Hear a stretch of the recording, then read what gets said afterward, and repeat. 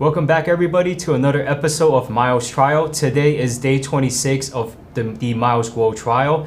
Just to recap, right now we are pretty much wrapping up on the government's witnesses. And today we actually are able to begin to see some of the witnesses on Miles' side. And before we do that,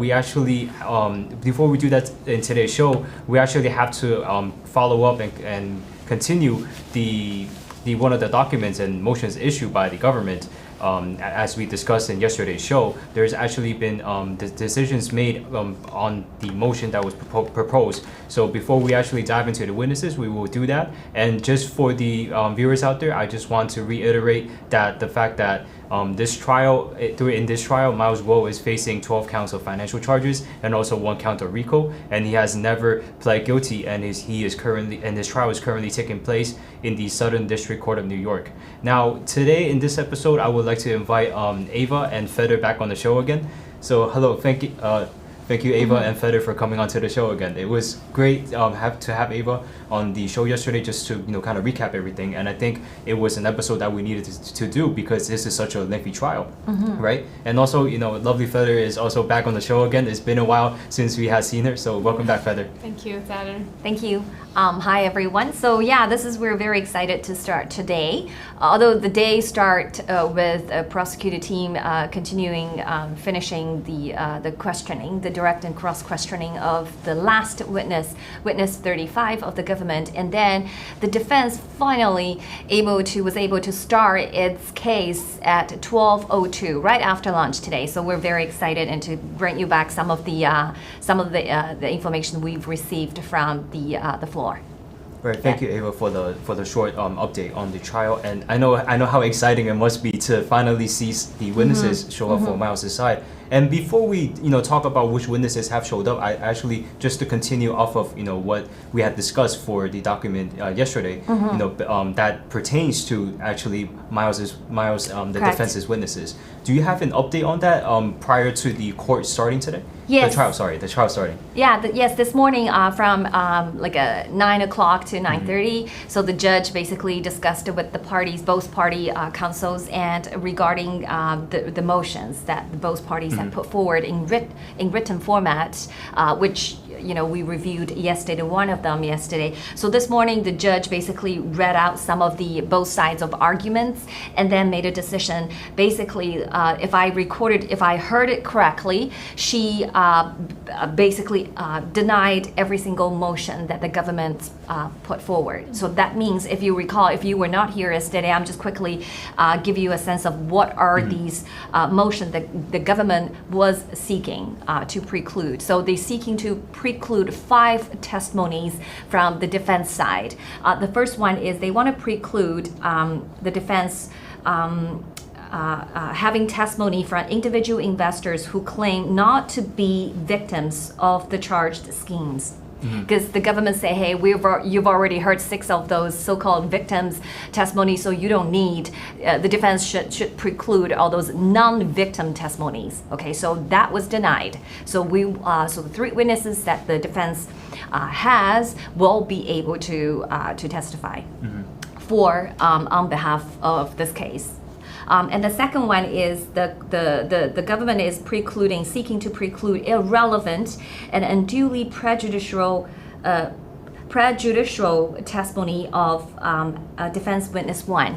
So this defense witness 1, as we outlined for our audience yesterday, he was the person that suffered a persecution, not only him and his family as well, like his wife, and he was requested urgently by the Chinese police, CCP's police, to basically file a false complaint on SEC website. Okay, and he actually collected a lot of receipts secretly. So he offered, when he testified, I'm sure that he would be allowed to present those evidence, including, as far as I know, reading the documents, probably including exhibits, possibly even audio, I don't know. But that's something very exciting to note, that the court is basically allowed the defense to present those information. So again, this is a second motion motion that second portion of the motion that was denied. And the third one is George Higginbotham, another person that is very crucial, played a critical role in the illegal lobbying of the American government on behalf of the Chinese Communist Party, an agent of the Chinese Communist Party.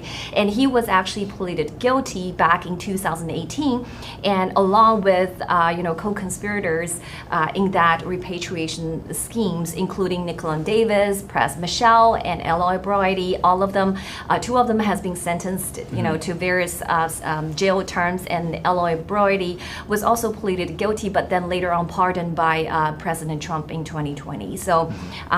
But he will be he will be actually testifying here as a witness for the defense. So the third request for precluding his testimony was also denied. And the fourth motion the government put forth was actually also denied as a moot point, because they're seeking to preclude a certain portion of testimony from the experts, witnesses from the defense side, which she is, as we leaving the court, she is the second witnesses today that was right now was basically being questioning right now. And so this decision coming at the right time, I guess. Right. So, and the last request of the government is they wanted to preclude the defense arguing about redemption for the Himalaya exchange, which it was denied. And so that means we are allowed to present the evidences of the money.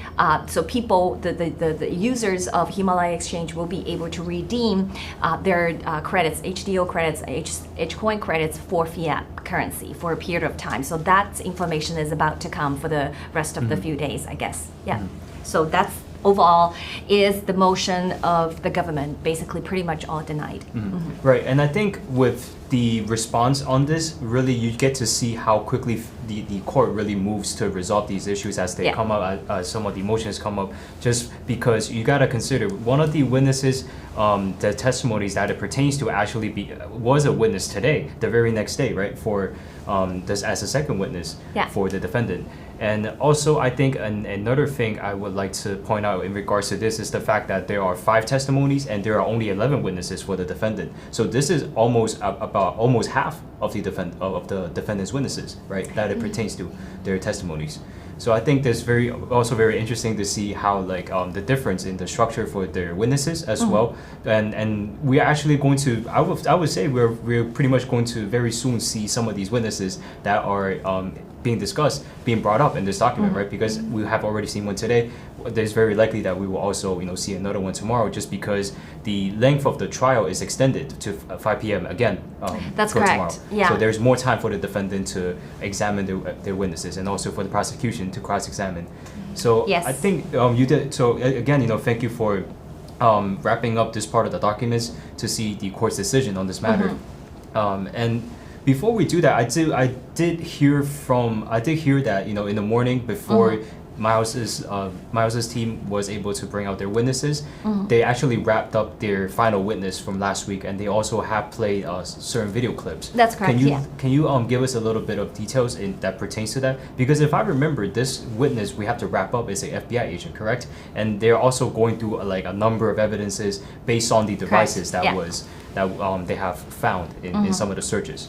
For sure. I just want to add one thing before I forget, because I wanted to say this morning we had the most amount of fellow fighter supporters actually waiting outside of the courtroom. So when I got in this morning around 8:30, 8:35, the line was unprecedented. So I guess that's reasonable, because people know that, because through the show people know this is the day one that the defense likely to start to present its own witnesses. So that is why more followers lined up this morning, and we got a pack full. Even the overflow went down to the 15th floor. That's the second room, and that room is almost full as I checked a little bit later, 9:20 in the morning. So I'm expecting to see more and more people coming up in the next 2 days or so. And also another housekeeping item, one of the alternative jury was excused this morning because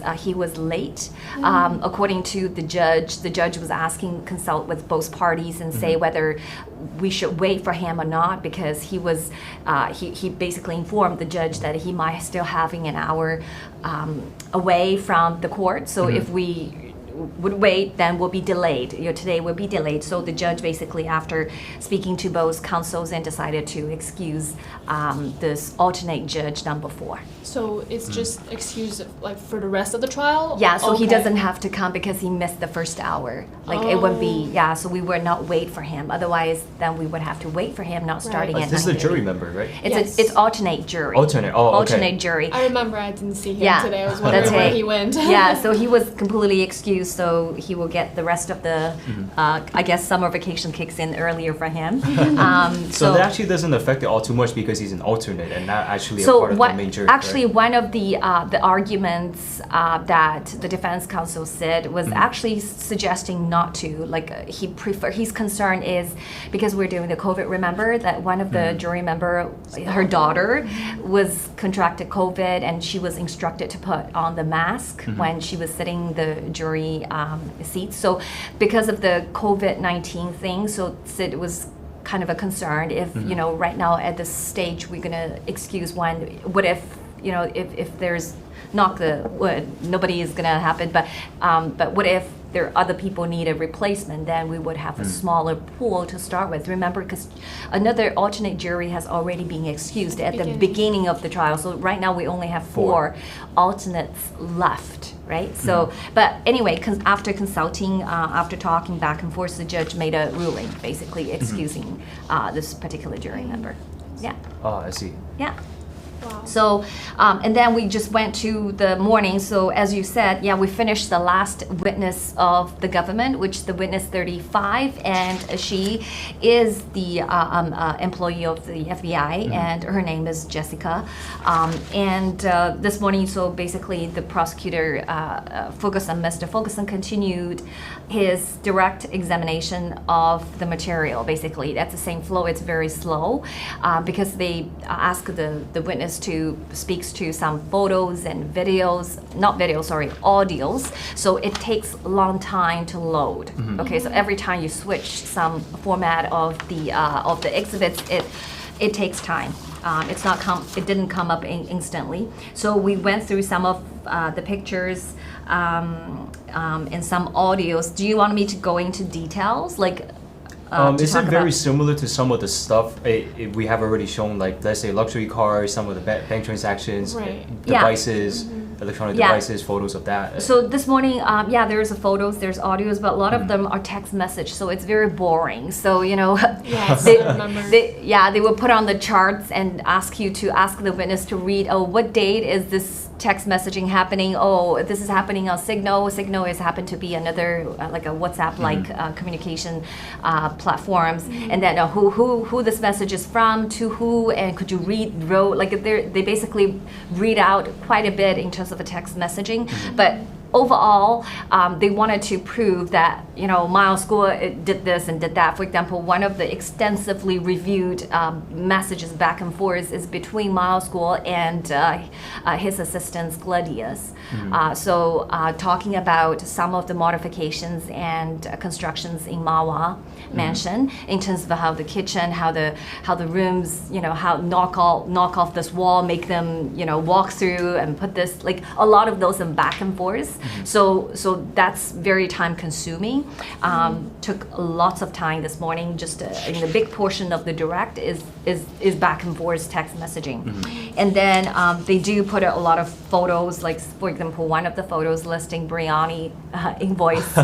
So the invoice is basically say, oh, it's a bespoke order for invoice for Mr. Kwa, and then they ask the witness to read the total amount. Altogether, there's 79 items ordered. The total amount is like $719,000 ish. But when doing the cross, when the lawyer asked, do you know who are those items for? Do you know when was that? Because there was no date on the invoice, right? So they don't know whether it's made at the same time or whether it's just a list of a stock of everything that he ever ordered. We don't know that. So the witness doesn't know that neither. Yeah, go ahead. I remember this witness from last Friday, and I think I talked about how she was, with the evidence that's present with her, has like a master sheet of digital evidence collected. So you have a chart where you have the date, what device, with the location, the serial number of the device, the electronic device, and et cetera, and provide a master sheet of everything they collected with the phone of the employees and the phone of Miss Wang and all that, et cetera, and now that I think of this, the last witness of the government, it actually kind of makes sense to me. Why? Because all of this, they're trying to, the last push of showing, all this evidence is connected to Miles, and all the evidence is, yes, you said there's evidence of everything, kind of. There's a photo of Lamborghini, there's audio recordings, there's protest photos, there's a wedding photo of the Isabel Depin, the daughter of the Luc Depin, and then et cetera, they're just everything put together, trying to show all this has to do with Miles or Miles's family, where there's co-conspirators and all that connected. So that makes sense why it's the last witness of the government.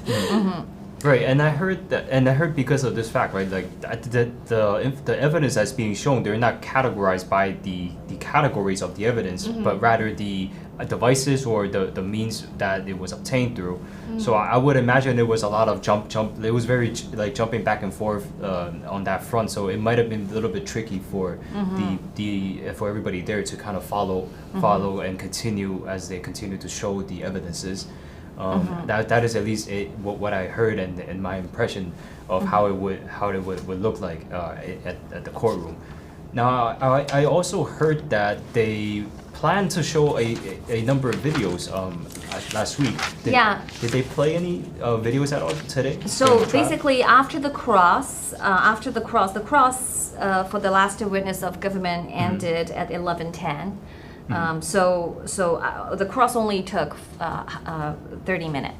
Oh, that's so very it's a short. very, compared with the direct questioning, the time that they consumed, this is very short, okay? And then after 11:10, then another prosecutor team member, his name is Justin Horton, so took the podium and say, now we would like to play some videos. Initially, we thought it will take, a long time, but it was very surprising because the video is actually I would say probably less than 4 minutes. Oh, that's very no more than 4 Wow. minutes. It was a clip that they made because they kind of stitching 4 pieces of a different live broadcasting that MILESGUO did at a different time. I wrote down the dates, so there's a clip. So it's 4 clips of the same broadcast, correct?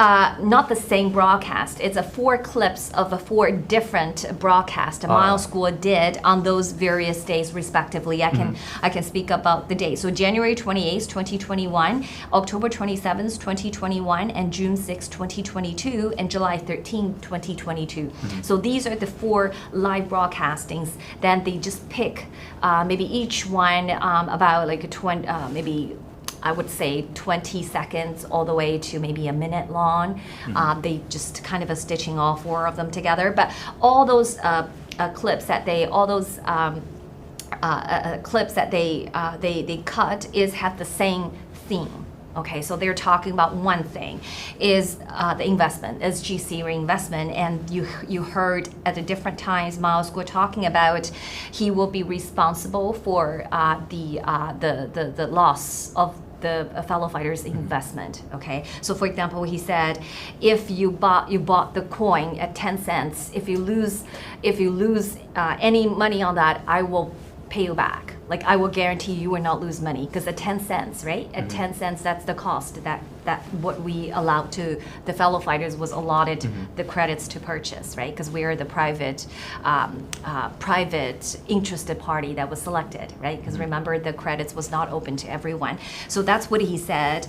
And then in other live streaming, he said, would you lose a penny? Like he would asking a question, or something is like, I will recommend you guys use CeraWay, and if something wrong, I will be legally responsible. That's what he said. So from different various of the videos, it's basically in the same theme. So the government wants to use it to show, hey, because MILESGUO said that on this 4 occasions regarding people's investments, that directly speaks to those witnesses that testified on behalf of the government, right? Remember, they all say, why I invest is because MILESGUO said, Said this, said yeah, that. said this and said that. So that's why I invest, right? So that's kind of a support what the government's argument was and is. So yeah, so that's the video.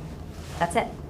Okay, so I think I'm getting the picture that, the videos they're showing, they're just pieced together clips that pretty much kind of summarizes everything, kind of like The Last Witness, right? Because they kind of threw in a lot of evidence. That's right. And this one, just to kind of wrap it up in the clippings Correct. of Miles. Yeah. Do the clippings of Miles. So this way it's very selective, because we have been saying that they're very selective in terms of what they want Right. to show to the jury and to the in the court, to the judge, because we know, because I can literally, in less than probably an hour, I can put a clip of videos that MILESGUO said no less than 10 occasions, and telling you that every investment is risky and you need to making sure you do your work, right? So if I want to tell my story one-sided, I would do that. And that's very easy for me to do. So that is why just saying that this is a very selective way of presenting an information, and it certainly is not the entire information that I think the jury needs to consider on for deliberation. So that is why the defense finally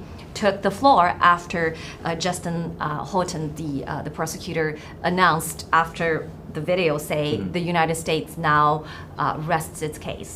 And then we're very excited to hear, what's going to happen next. So it happened to be a sidebar right away. So after he announced that the government is basically rests its case, and then the judge called a sidebar, and that leads to the break right away. So and which is a good break. We kind of need a refresh, kind of need a stretch or something before we actually come in and clean our emotions and minds for the Right. defense arguments. Yeah. Because you can kind of imagine seeing some of the members of the NFSC at the scene and supporters of the movement. Like it would be pretty emotional after watching the trial for such an extended number of days, 20-something days, right? Yeah. And to finally see the defense's witnesses begin to take their appearance in court, I think that would be emotional to a lot of people, to say the least. Just to see some of the arguments they're going to bring to this case. Absolutely. And why it is also great to have a little bit of time for them to recollect themselves and kind of just start fresh, Correct. from after the break.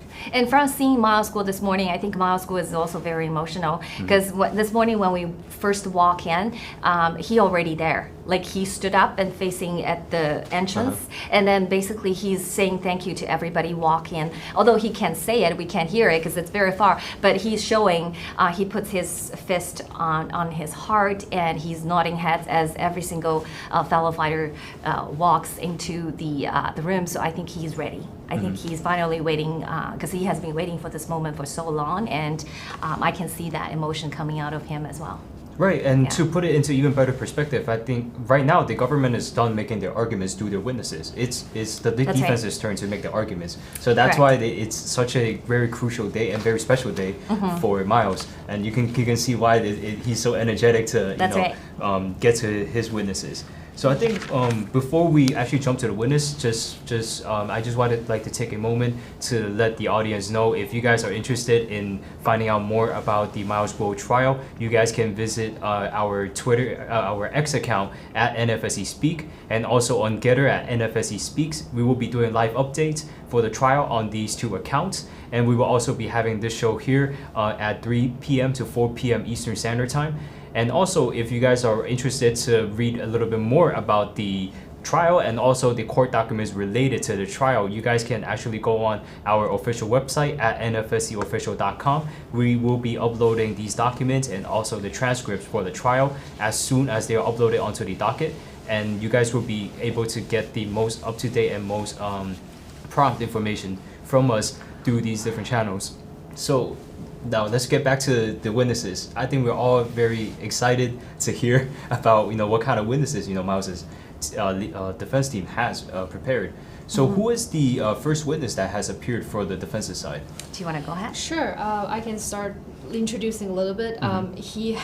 So the first witness presented by the defense team, Miles' legal team, it's his name is Raymond Dragon, and he's an expert witness. And he works in the financial, of evaluation. He has those skills, evaluation skills, work in the financial field for 25 years. He has master and MBA and master in economics in the University of London. He now works at, is it an accounting firm in New York City for 8 years, right? Mm-hmm, yeah. Yeah, and he's a head of evaluation service. And he worked in the international bank for acquisition service, international trading, ventures. He has a lot of certifications. So he has all this background, all this knowledge that allowed him to give a testimony from an expert perspective. All this question asked by Mr. Shurik, our defense lawyer, is to prepare, say, this is the witness that we offer as an expert in evaluation, in business evaluation, and then followed by testify for the evaluation of GTV in April 20th of 2020. This is the main testimony it's on about that. The private placement of GTV at that period of time. So it sounds like this is one of the expert witnesses that the defense team has prepared, correct? Yes. Oh, and I think this is a familiar name too for us who have been following some of the court documents. Yeah. This is should be a very familiar name by now. So what did he testify to in his testimony? Because I think you said he's an evaluation, right? I think according to some of the older court documents, he should be evaluating the value of the GTV stocks, correct? Is that what he testified to in the court? That's correct, yeah. So basically, it's going to be precise because his evaluation only limited to the GTV value in time, in April 2020. Oh, so only exclusive to a specific time. Very, very exclusive. Because we know GTV 2020, there is a private replacement memorandum, right? And then we successfully raised money. So he was only asked, his service was only purchased and asked for evaluation at that time, specific time frame. So he basically, his testify is regarding that. So the direct is, basically was done by our, is it Scott? Yes, yeah, it's Scott. Shurik, yeah.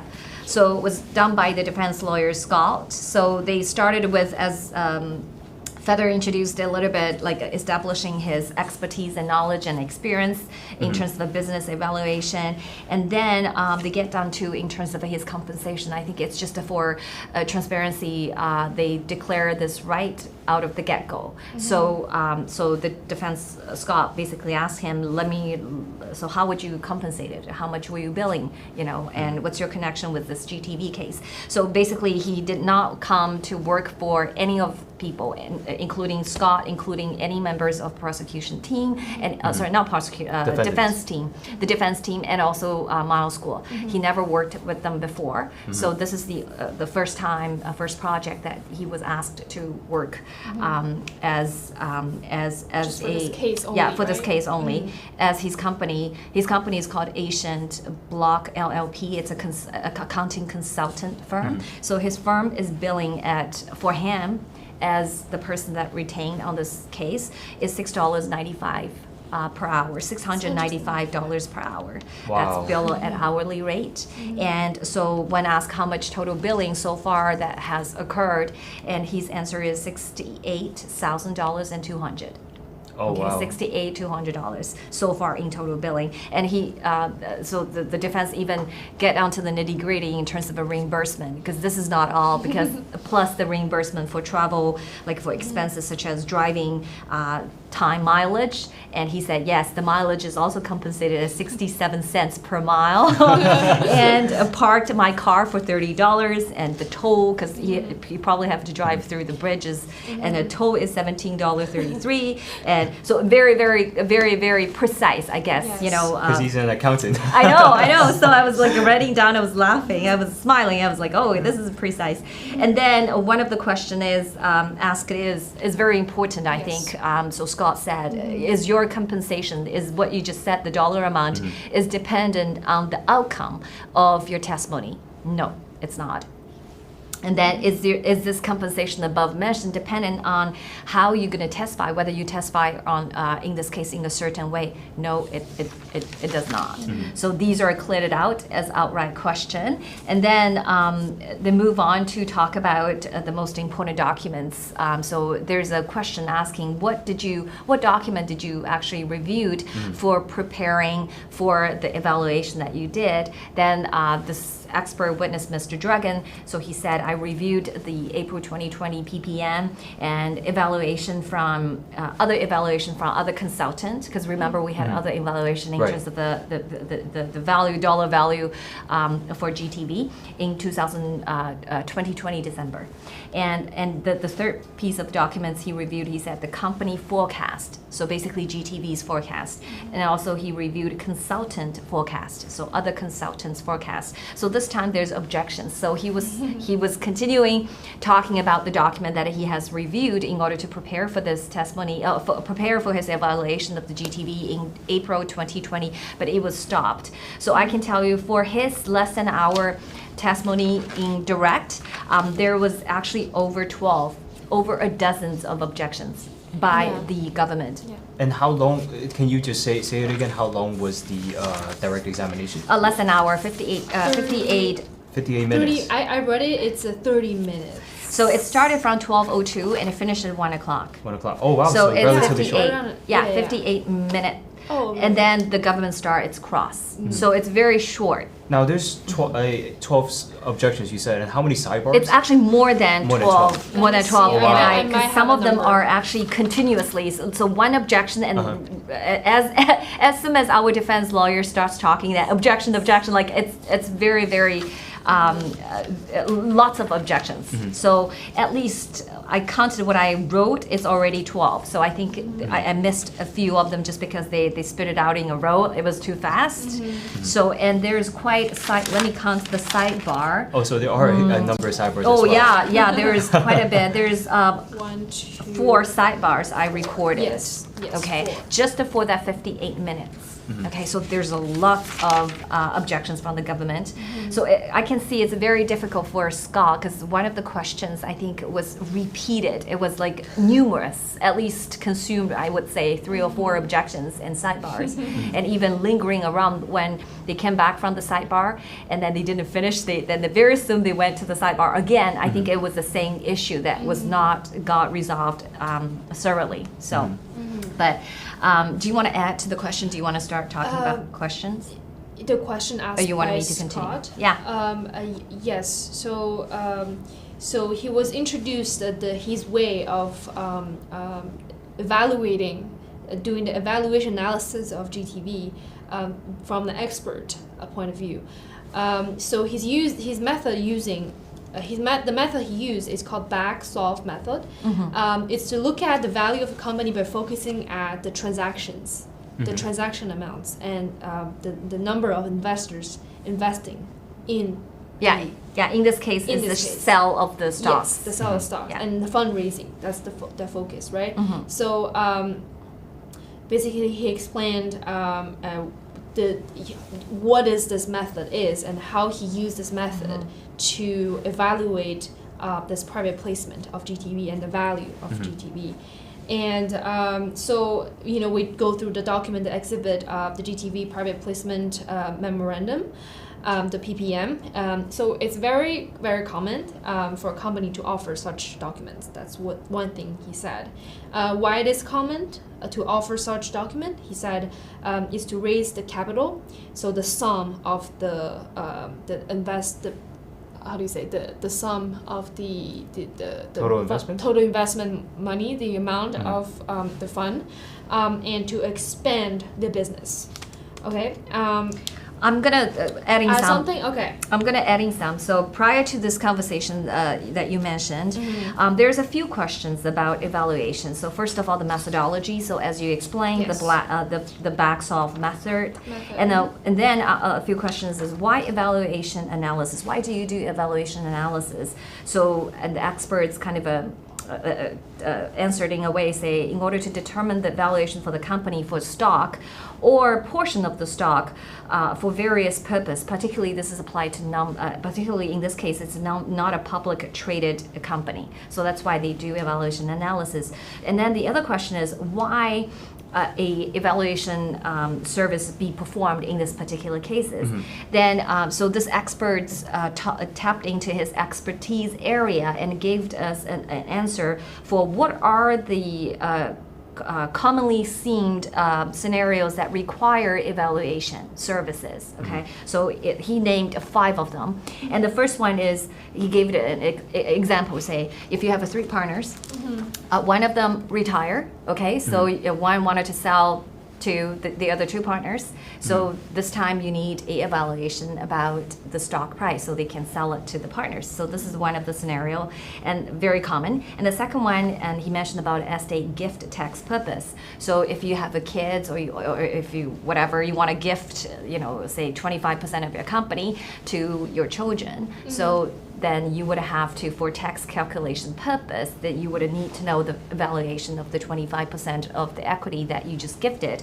So that's a scenario number 2. The third scenario is financial reporting. So he mentioned about the GAAP principles, so generally accepted accounting practices. So, in order to arrive as a fair value of something, could be a company stock, could be a property, then you need a fair value valuation. So that's the third financial reporting. The fourth scenario is divorce. So he said if in divorce under the marital law, company is usually the most important assets. It comes to questions. You need to properly determine the dollar value, and also in alimony purpose. For determining the alimony purpose, you need to know the income of the company because a percentage of that income goes to the spouse, right? So that's the fourth scenario. The fifth, the last scenario, he said, will be this one, litigation. So dispute over a dollar evaluation of a company. So this is why people need evaluation services, basically. So he gave out that answer. And then And then comes to what Feather just mentioned about fundraising. Does evaluation, because he didn't mention about fundraising private placement. So Scott asked a further question. He said, does the evaluation service applicable to fundraising, for private placement? And he said, definitely yes, fundraising, people who raise capital for a company needs to know how to offer, to offer, right? The price to sell at. Exactly, the initial private offering. Right. So this scenario does apply, and then they talk about the acronyms of the PPM. So PPM is common, as you said. Yeah, PPM is common. There's another name also used interchangeably with PPM. It's called CIA, Confidential Information Memo, CIM. CIM. And he said yes. Although PPM is more frequently used, private placement memorandum, the CIM is also used, but it's less frequently. That's his answer. And then, do you want to continue to the point? Sure. I left that after, why is it common to offer? I said about raise the capital, expand the business, and then we went into the document we go through the confidentiality and disclaimer. Let me see here. So the confidentiality and disclaimer talked about the risk factors, or is it the it talks about this company is intended for selected parties. Right. Talks about GTV is a newly formed company, yes, and it intends to offer the stock offerings to do to establish the things in the future, because it's a very futuristic wording, and it's also talk about there's no guarantee that the funds raised will be put into the use as described, and also no guarantee that it will be a successful venture. Okay, so that was the language that we reviewed and under the confidentiality and disclaimer. And then, so basically the witness saying, yeah, it's a startup company. So GTV, strictly speaking, it's a new company, it's a startup company, and usually startup company has a business plan, and they put together a management team. So the witness described what the startup company looks like, and this is exactly just what this paragraph is talking about, right?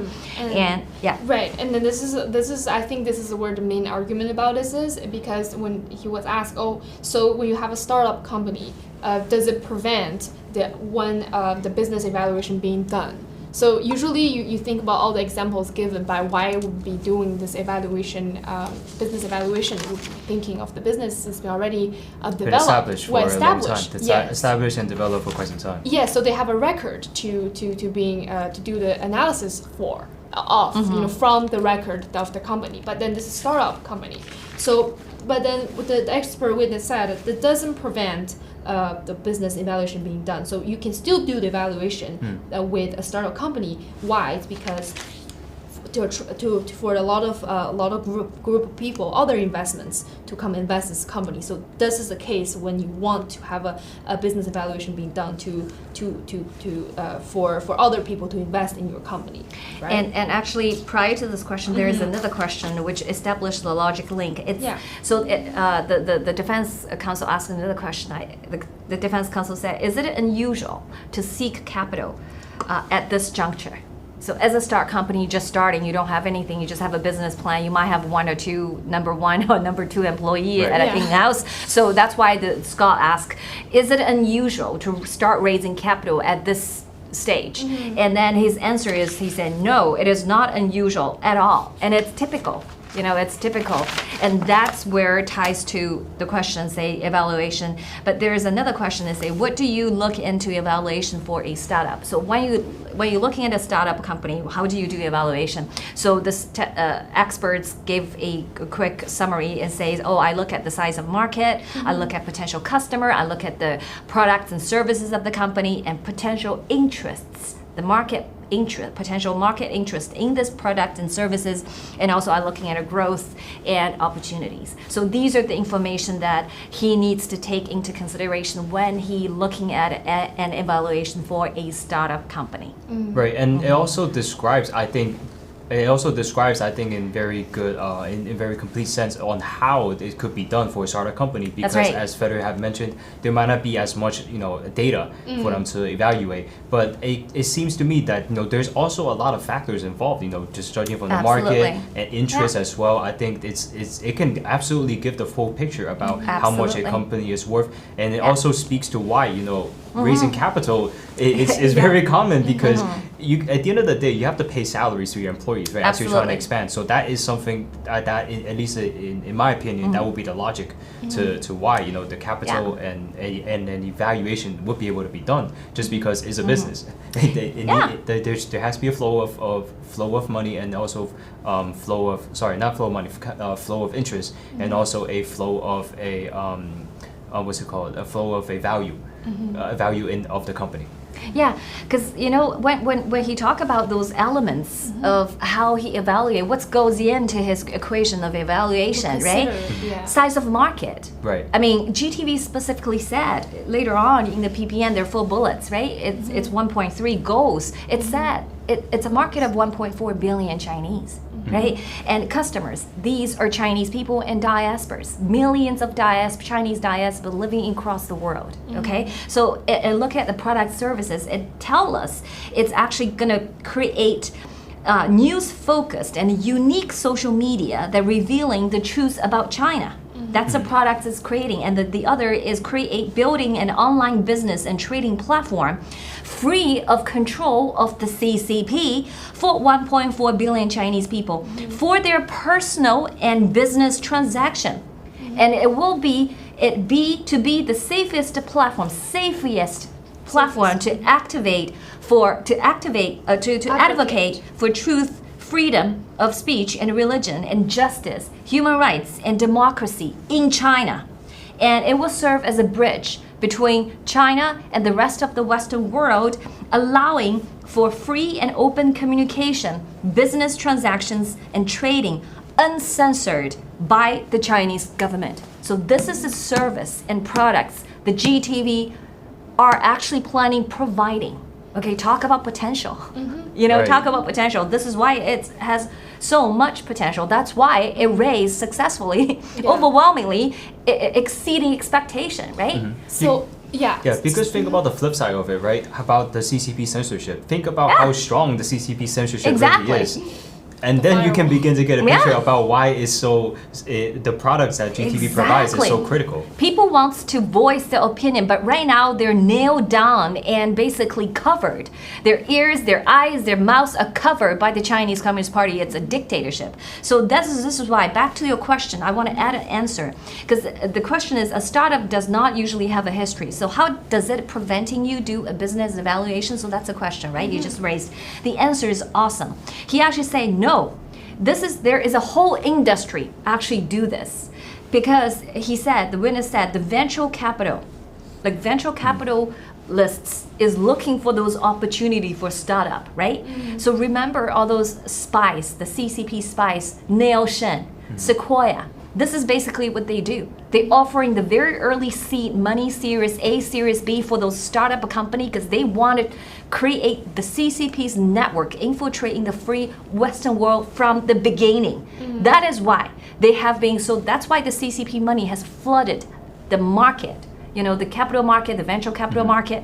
So this is reason why, because there's a whole industry behind it. People looking for exciting startup opportunity, and GTV is definitely one at the top. Yeah. Right. Yeah, further, and I know you had something you wanted to share as well. Just something to add to it.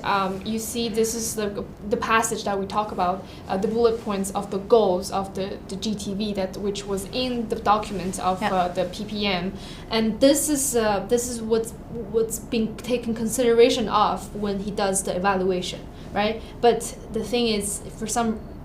He cannot explain how it has an impact on his consideration, on Correct. his evaluation.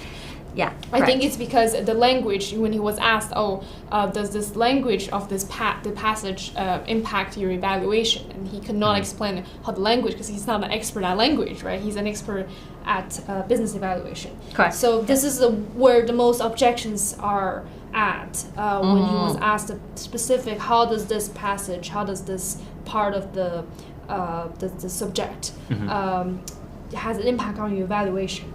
correct. But Yeah, he cannot explain because it was the court's ruling. that's right. Yes. And the next one comes to 2.1, plan to allow Chinese people to communicate freely with the West world. Also, he was asked, does this have an impact on your evaluation for this business, for this company? Can't explain. Sidebar. Next one, 3, propose a transaction. It was asked about the before and after the private placement of shares. He explained Share structure comparison. Yes, Yeah, there's so charts you have on the the screen. pre-money evaluation, you have the post-money evaluation. So he explained, so basically he explained before the estimate, was it the estimate between 20 million to 200 million shares? So Yeah. this is the 10% of the company. The 90%, so when he was asked, who owns the remain of the shares? 10% it's the investors. And who owns the 90%? It's owned by Saraka. And it was asked, so what's the difference between the before and after the private placement of shares? Let's say before the fundraising, right? You have $5 million in the fund to This is just the example. the example, that he gave. the example. So for example, you have 5 million already, and then you raised 1 million in total.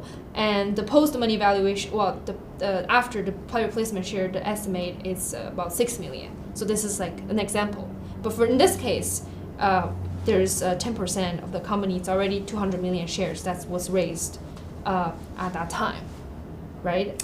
So this is how he arrived at the 2 billion because so the share structure after the placement, private placement is done. So 90% of GTV is owned by Soraka, and then 10% is basically was sold, basically raised $200 million for this private replacement. So 10% of 200 million. So if you divided 200 million by 0.1, then you arrive at 2 billion. 2 billion. Yes.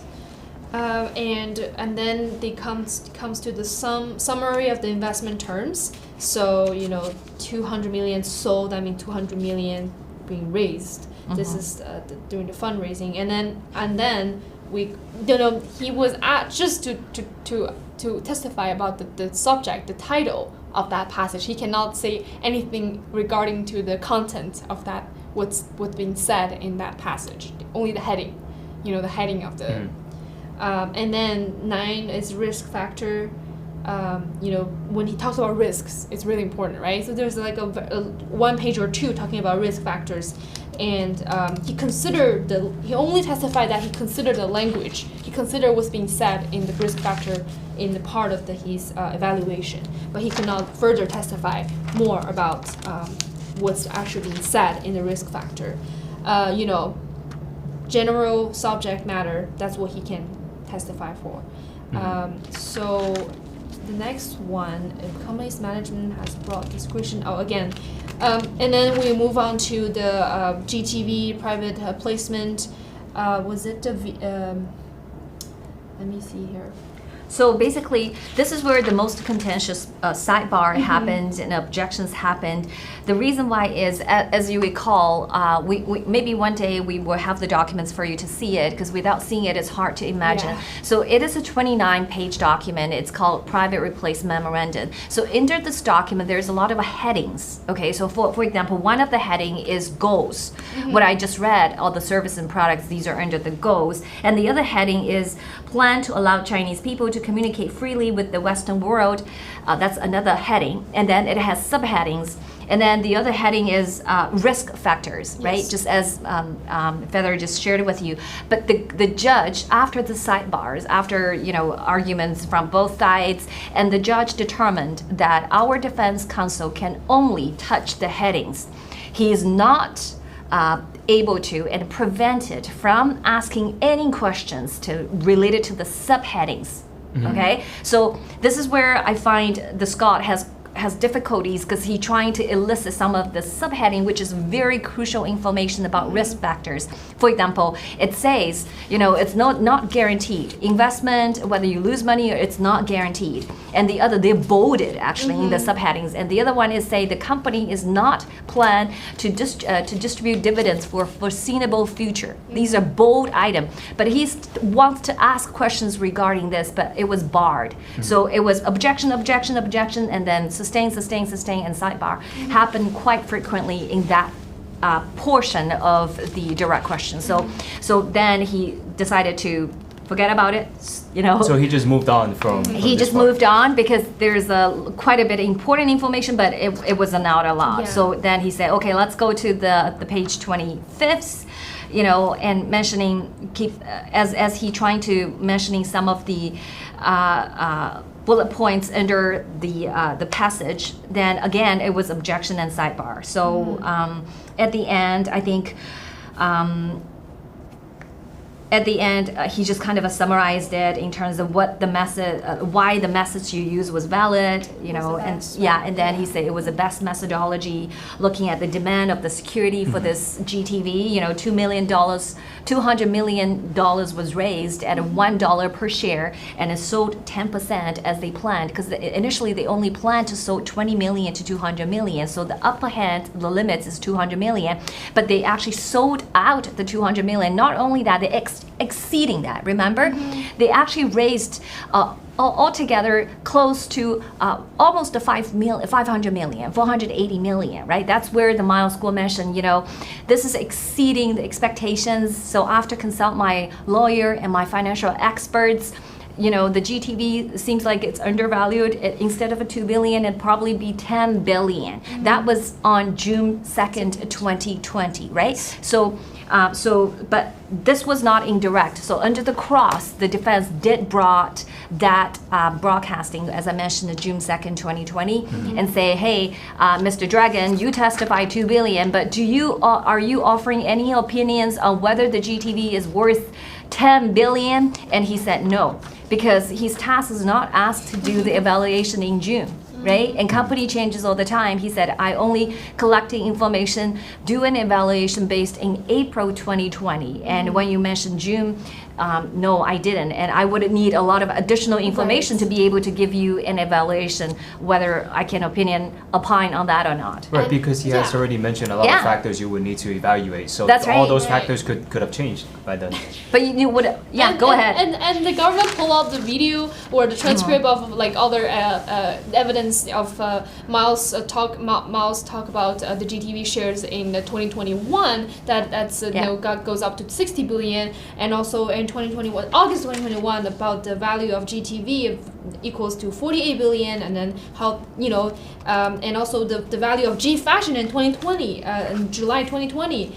And this is all after the closing date of the GTV private placement, but then this has nothing to do with the evaluation that this witness did for GTV. So the only time frame he did the evaluation for was let me see here.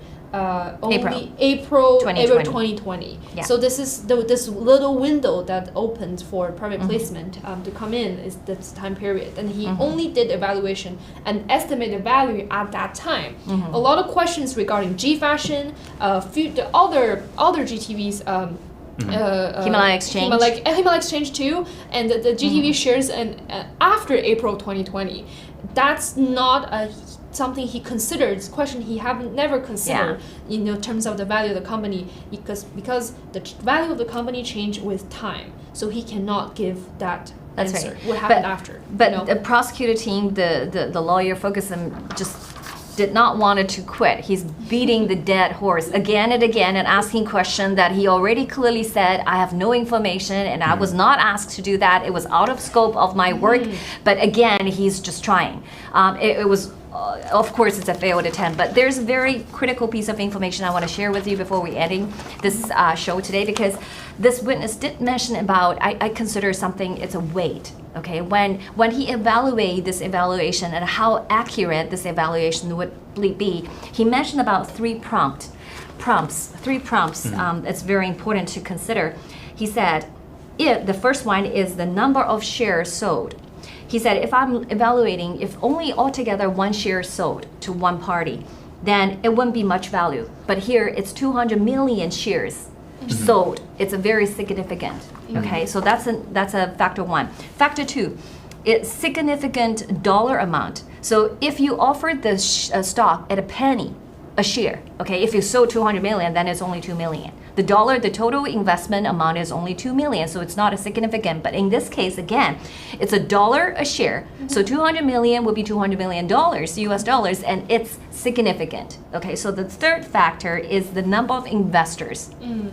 If the investors say it's only 2 or 3 or 4 or 5, right, it will be less significant. But in this particular cases, lots of people are interested in investing, and they did their own research independently, and they all come to a conclusion thinking this is a good investment. In this case, there's a 5,000 plus investors, and this is significant. And the successful fundraising for sure. Yes. Absolutely. I think that is the key word, is successful fundraising. Yes. in this regard. And I do know, we're running out of time, but it's actually, I think it's okay, because right now, even as we are doing the show, the trial is still ongoing, right? Yeah. And just to give the audience a general overview, the next witness is also an expert witness from what I know. And this time it's a little bit different as opposed to GTV, expert on GTV and the evaluation. This time I believe it's on cryptocurrencies and also the blockchain technology. And did they actually get into too much about the testimonies? Yeah, okay. It still established the background experience of this expert witness. I see. And then they called into a sidebar at 2 o'clock, and by the time that we left at 2:30, they're still in sidebar. So the sidebar sounds like it's very, very, very lengthy. You know, there's lots to talk about, so we don't know what the outcome of the sidebar Yeah, and what the issue is. So we will check the transcript tonight. So It was called right after our defense lawyer offered witness as an expert in blockchain and cryptocurrency. Then there's the sidebar. but this Right. witness is really awesome witness because from her background and her working experience, it's probably the top-notch expert on crypto. Yeah, we're looking forward to seeing her Right, and I testimony. think, you know, this is also the witness that was mentioned in the court document that we had just discussed in the beginning of the show. So I think I'm very excited to see some of the That's right. arguments that the witnesses is going to present For sure. for the trial. Now, with that being said, you know, thank you Ava and Feder for coming onto the show and giving us such a great rundown of today's trial. And I do know that every time we talk about finances, it's going to get a little bit tricky, a little bit difficult. And I thank you guys for making it very digestible for the audience and very easy for them to understand. With that being said, I also want to thank each and every one of our viewers today. I noticed that we had a lot more viewers than usual. So I do thank you guys for coming on and tuning in to this episode. And we will see you guys tomorrow at 3 to 4 p.m. Eastern Standard Time. And in the meantime, if you guys do wish to learn a little bit more about this trial, you guys can feel free to head to our official website at nfscofficial.com for the transcripts that we will be uploading for today's trial. Thank you guys for watching. God bless.